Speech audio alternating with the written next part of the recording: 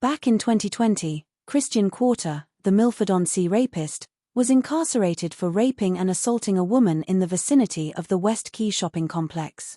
Krystian Kwarta, 20, now 25, of Keyhaven Road, Milford-on-Sea, has been sentenced to 8 years in prison, with a further 4 years on licence, for assaulting a 21-year-old woman as she walked to work in Southampton city centre on Saturday, February 15. The police initiated an inquiry following a woman's claim that an unidentified man assaulted her from behind and raped her near the West Quay shopping centre. Officers from Southampton's Operation Amberstone team promptly scrutinised substantial CCTV footage, including the West Quay retail park, and identified an individual present at the location of the assault.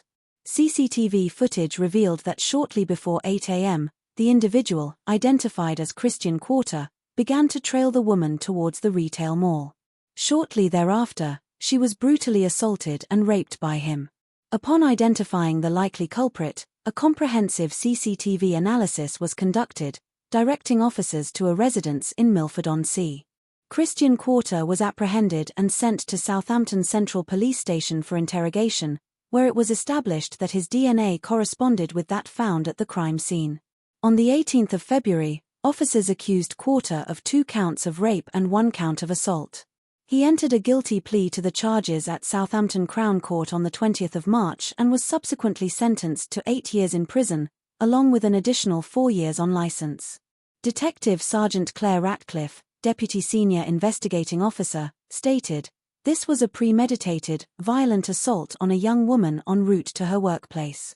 Kwarta had evidently been surveilling the vicinity prior to locating his victim and thereafter pursuing her to execute his violent assault. After a swift investigation by Southampton's Operation Amberstone team, demonstrating our commitment to apprehending a dangerous offender and securing justice for the victim, Krystian Kwarta was apprehended and charged within days of committing his violent act. The forensic evidence and CCTV footage compelled Krystian Kwarta to plead guilty, and I am gratified that we have successfully secured justice, preventing this woman from having to recount her trauma in court. This period has undoubtedly been stressful for the victim, and I congratulate her bravery and fortitude in reporting the incident. I anticipate that today's statement will provide her with closure and facilitate her progression in life. In such instances, we collaborate with the Independent Sexual Violence Advocate Service, Yellow Door, to guarantee sufficient support for victims during investigations. We anticipate that the robustness of this collaboration, in conjunction with such convictions, will motivate victims to come forward and disclose their experiences to us.